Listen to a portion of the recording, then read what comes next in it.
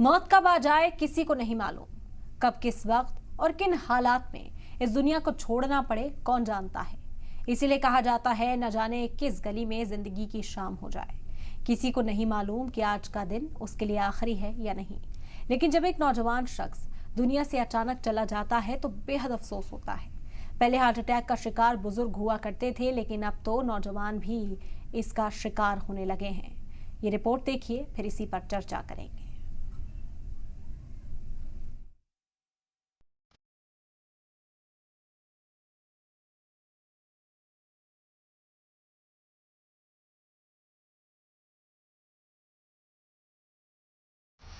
आजकल heart attack के वाकयात तेजी से बढ़ रहे हैं। ये एक संगीन मसला बनता जा रहा है, क्योंकि अब हार्ट अटैक सिर्फ बुजुर्गों तक ही महदूद नहीं रह गया, बल्कि नौजवान भी इसकी जद में आने लगे हैं।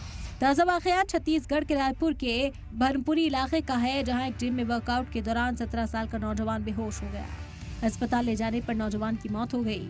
नौजवान की मौत की खबर फैलते ही शहर में सनसनी फैल गई।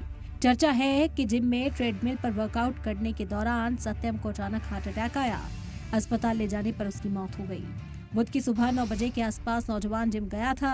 मौत की इत्तला के बाद जांच शुरू कर दी गई। भनपुरी में एक जिम में सत्यम रहंगडाले नाम का लड़का जाता था। उसकी उम्र 17 साल बताई जा रही है। वो जिम करने के दौरान ही बेहोश हो गया। हॉस्पिटल में जब भर्ती कराया गया, वहाँ पर उनकी डेथ हो गई। इसमें मर्ग जांच करके कार्रवाई की जा रही है कि किसके कारण मौत हुई, सभी तथ्य की जांच की जाए। दूसरा वाकया प्रयागराज का है, जहां हांडिया कम्युनिटी हेल्थ सेंटर में तैनात फार्मासिस्ट की चलती कार में हार्ट अटैक आने से मौत हो गई। वो घर से अस्पताल के लिए अपनी कार से निकले थे। वो कार को खुद चला रहे थे। घर से कुछ ही दूरी पर उन्हें अटैक आया। घबराहट में उन्होंने कार को सड़क किनारे लगा दिया। इसी दौरान उनकी सांसें थम गई। राहगीरों की तलाश पर जब तक पुलिस पहुंची, उनकी मौत हो चुकी थी। आखिर हार्ट अटैक के वाकयात में इतनी तेजी क्यों आ रही है? क्यों सिर्फ बुजुर्ग ही नहीं बल्कि नौजवान भी हार्ट अटैक का शिकार हो रहे हैं? वैसे तो मौत एक बहाना ढूंढती है, लेकिन तदबीर के लिए कहा गया है। यही वजह है कि इससे हिफाजत के लिए तदबीर अख्तियार करने की जरूरत है। डॉक्टर से मशवरा करने की जरूरत है, या मुल्क में इस बीमारी को लेकर बेदारी पैदा करने की जरूरत है। ब्यूरो रिपोर्ट, सलाम टीवी।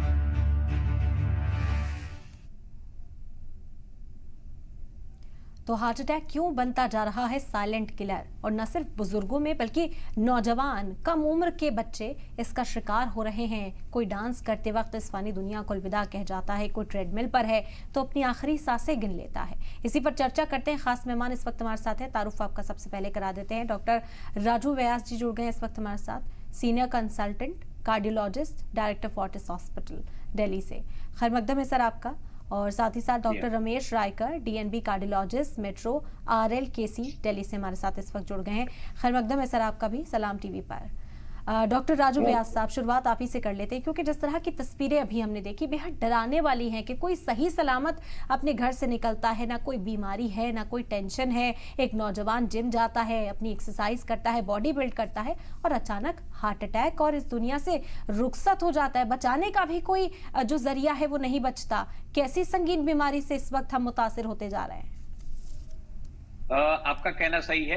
मैं आपके माध्यम से तमाम आपके दर्शकों से ये निवेदन करना चाहूंगा कि इस प्रकार की जो प्रॉब्लम्स हम लोग आए दिन देख रहे हैं, इसको समझने की हमें जरूरत है, पब्लिक अवेयरनेस की जरूरत है।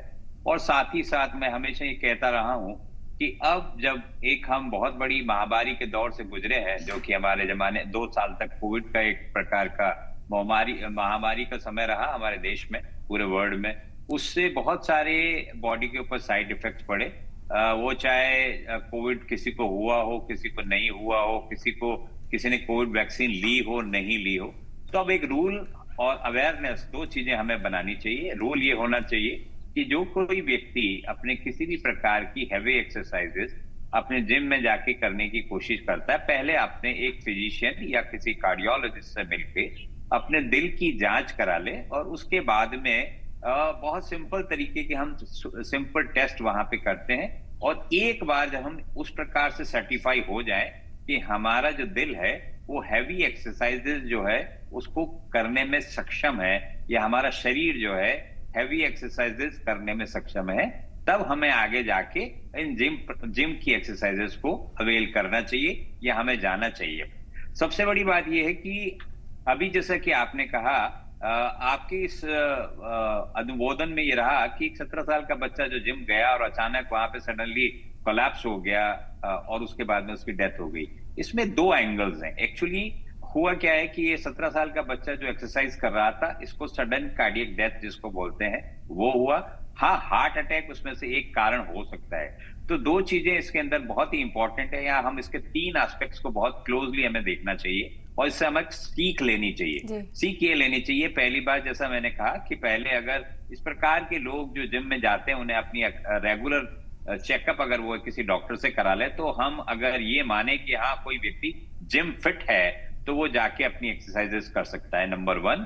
नंबर 2, जब उस व्यक्ति को या उस बच्चे को वहां पे चक्कर आया और आपने देखा होगा कि आपने सुना भी होगा या मैंने आपके माध्यम से देखा वहां पे कि किसी प्रकार की कार्डियो रेस्पिरेटरी रिससिटेशन की मैकेनिज्म का इस्तेमाल नहीं किया, उनको तुरंत ले जाके अस्पताल में जो है वो भर्ती करा दिया गया। मुझे लगता है वहां पे किसी न किसी प्रकार की देरी हुई। होना ये चाहिए जितने भी जिम है हिंदुस्तान में, अब सरकार को आगे आके सभी प्रकार के जिम जो आजकल एक्सरसाइज जहां पे लोग करते हैं या लोग करवाते हैं, उन ट्रेनर्स को भी सीपीआर करने की जो एक पद्धति होती है उससे उन्हें ट्रेन करना चाहिए।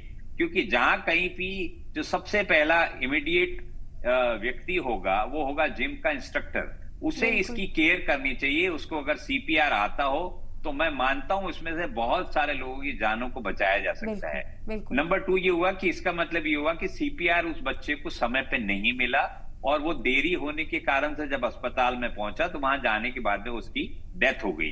अब जो कारण हम लोग ढूंढने की कोशिश करेंगे वो हमें तब पता चलेगा इसका बच्चे की डेथ का कारण क्या है, कि जब हम इस बच्चे का आगे पोस्टमार्टम अगर करें या इनकी बॉडी का पोस्टमार्टम अगर इस प्रकार के मरीजों का हम करें तो हमें यह पता लगेगा उससे कि इसके एक्चुअल में हार्ट के रुकने का बेसिक कारण क्या था। क्या कोई इलेक्ट्रिकल इंस्टेबिलिटी तो नहीं हो गई थी हार्ट के अंदर, या किसी प्रकार की और आर्टरीज में ब्लॉकेज, या जैसा कि आपने बताया कि उनको हार्ट अटैक तो नहीं हो गया था। तो किसी न किसी प्रकार का जो कारण है वो इनके पोस्टमार्टम से ही हमें पता लगेगा। तो इस प्रकार से ये कह देना कि सिर्फ हार्ट अटैक के कारण इस व्यक्ति की, इस बच्चे की मौत हुई है, ये मैं थोड़ा सा एग्जैजरेटेड मानूंगा। हाँ, हार्ट अटैक एक कारण हो सकता है, परंतु इतनी छोटी उम्र में हार्ट अटैक होता नहीं है नॉर्मली। यस, आप जो अभी कह रही थी वो बिल्कुल सही है। छोटी उम्र में अब हम बच्चों को या एडल्ट्स को हार्ट अटैक देख रहे हैं, लेकिन ऑन एन एवरेज अब जो हिंदुस्तान में अभी जो प्रक्रिया है उसके अंतर्गत हम देखते हैं और ऑन एन एवरेज 40-45 साल और 50 साल की उम्र के लोगों को हार्ट अटैक की प्रॉब्लम्स बहुत कॉमनली देखने को मिलती है और ये केसेस जो है मुसलसल बढ़ते जा रहे हैं। डॉक्टर रमेश का भी रुख यहाँ पर करना चाहेंगे। डॉक्टर रमेश, क्योंकि सर ने जिक्र किया कि क्या प्रिकॉशंस लिए जा सकते हैं जब आप जिम जाएं या कब ऐसी एक्टिविटीज में इन्वॉल्व हों तो एक बार चेकअप करा लिया जाए, लेकिन अगर किसी को हार्ट अटैक आ रहा है, क्योंकि दूसरा केस था कि मेडिकल असिस्टेंट थे और वो गाड़ी में बैठकर ड्राइव कर जाहिर सी बात है घर से खुशहाल निकले थे, लेकिन अचानक रास्ते में उन्होंने दम तोड़ दिया और आसपास जो लोग थे वो मदद पहुंचा नहीं पाए। पुलिस को इत्तला दी गई, लेकिन जब तक पुलिस पहुंची तब तक उनकी मौत हो चुकी थी। कोई ऐसा तरीका जिससे इसे डिले किया जा सकता है? सीपीआर का जिक्र भी डॉक्टर ने किया है। उसके अलावा जो मौके पर मौजूद लोग हैं, या हम अपने पास कुछ चीजें कैरी कर सके जिससे हार्ट अटैक का कोई पेशेंट है या हम इससे मुतासिर हैं तो कुछ वक्त के लिए डिले किया जाए ताकि उसे अस्पताल तो कम से कम पहुंचाया जा सके। नमस्कार, मेरा नाम डॉक्टर रमेश गायकवाड़, मैं कार्डियोलॉजिस्ट हूँ। Thank you very much for the opportunity.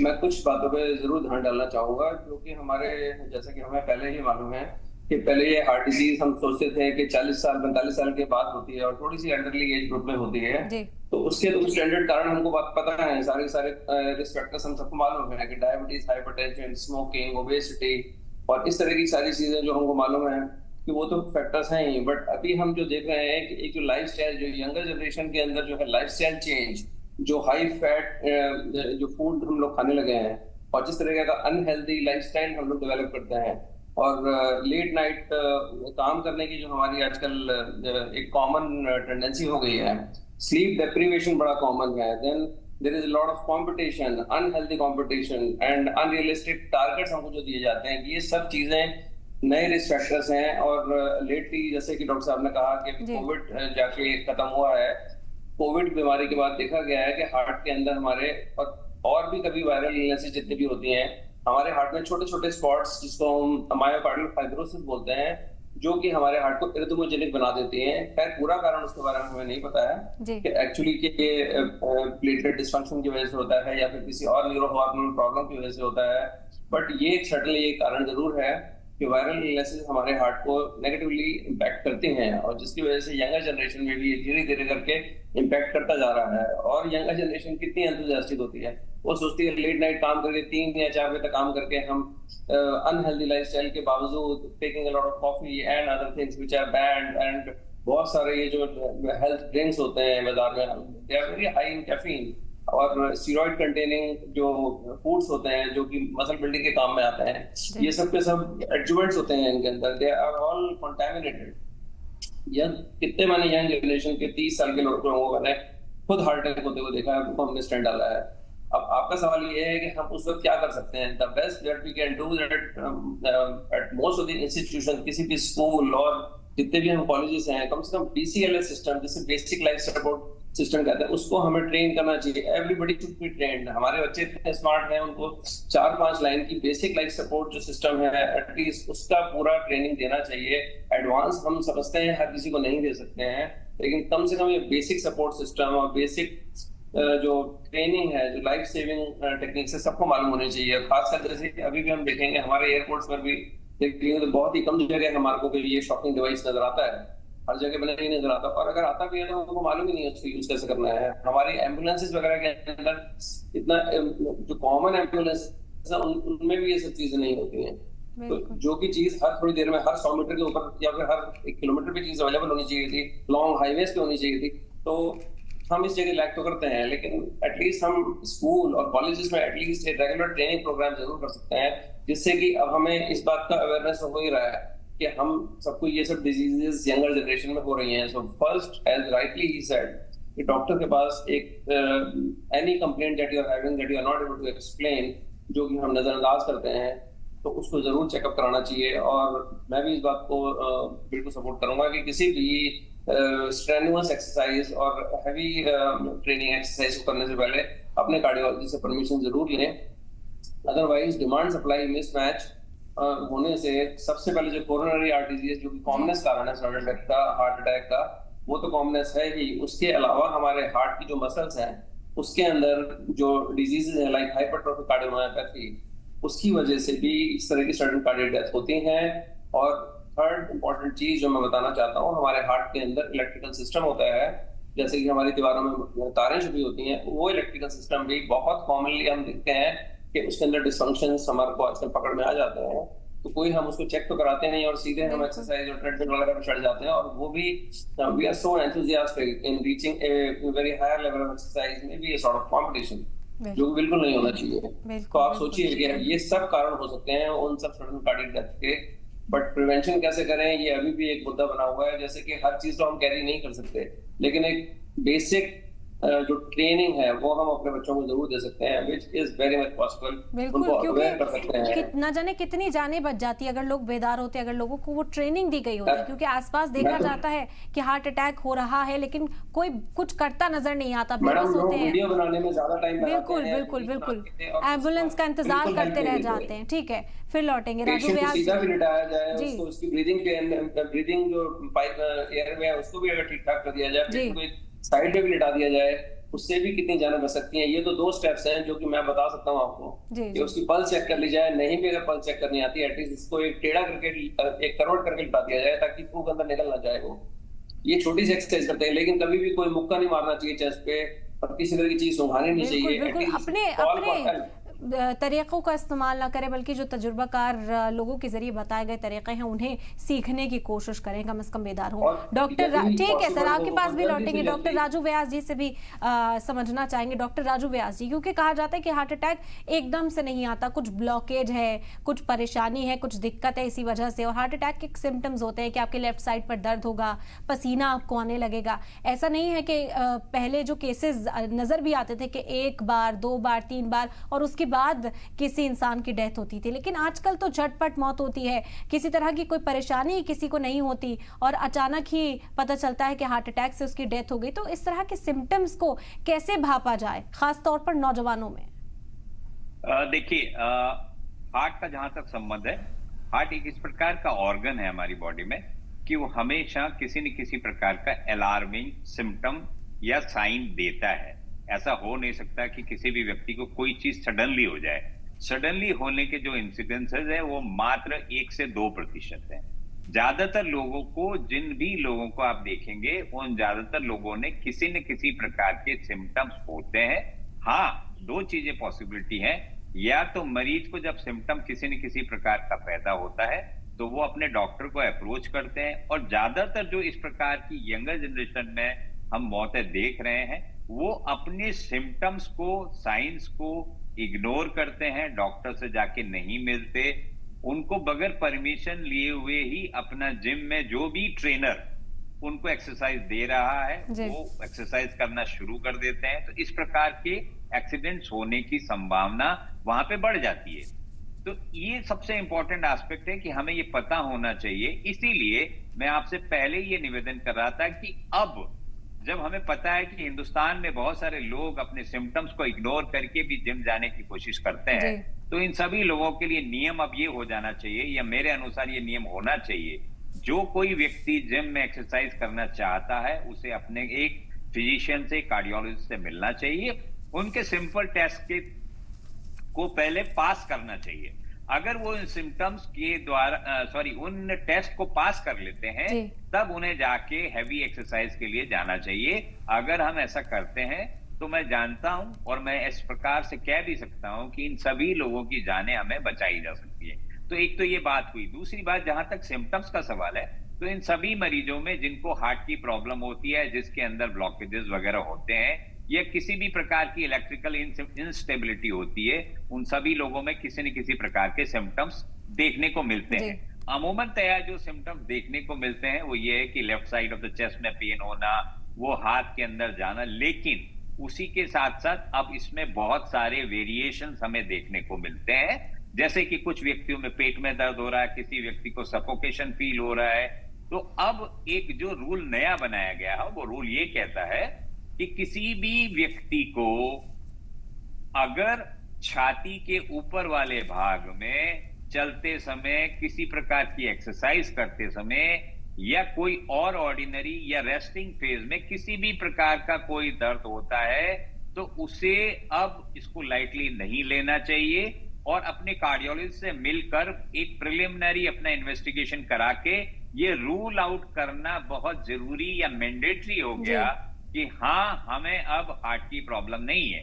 अगर हम इस प्रकार से करते तो हम इन यंग जनरेशन के लोगों को, जिंदगी को बहुत सही समय पे बचा सकते हैं, उनका इंटरवेंशन कर सकते हैं, उनका किसी न किसी प्रकार का इलाज कर सकते हैं। परंतु हो क्या रहा है कि इन सिम्टम्स को इग्नोर करके जब ये बच्चे एक्सरसाइज करने के लिए जाते हैं, जहां पे कि अनट्रेन्ड, मैं बल्कि ये भी एक शब्द इस्तेमाल करूंगा कि जिम में जो एक्सरसाइज कराते हैं उसमें से बहुत सारे लोगों को ये भी पता नहीं है कि फिजिकल एक्सरसाइज जो कराई जाती है उसका क्या क्या तरीके से कराई जाती है उनको, क्योंकि वो कोई बहुत बड़ा कोई उन्होंने डिप्लोमा नहीं किया होता, इधर उधर सीख के आते हैं और उनको जो है, जो सीखते भी हैं उनका आधा अधूरा ज्ञान होता है। उनको सिर्फ ना मसल्स के बारे में पता होती है, ना उनको एक्सरसाइज के स्ट्रेंथ के बारे में पता होती है, कितनी कैलोरी बर्न होती है। क्योंकि हो क्या रहा है, कभी एक नया एजेंडा शुरू हो गया पूरे देश में, वो ये हो गया कि वेट लॉस के लिए हम किस प्रकार से अपनी कैलोरी बर्न करेंगे, कैलोरी इनटेक करेंगे, उसके इम्बैलेंस को तोड़ते हुए हमें ऐसा लगता है कि जिम में जाने वाले सभी व्यक्ति इसी में लगे रहते हैं कि मुझे अपना वजन कम करना है। और उसी के साथ साथ जब हम जिम में जाते हैं तो जिम इंस्ट्रक्टर हमें एक और चीज कहता है कि आपको फला फला प्रोटीन खानी है। इस बात से भी हमें, आपको मैं अवगत कराना चाहूंगा कि जिम में जो क्या नाम से प्रोटीन दिया जाता है वो सेफ नहीं है।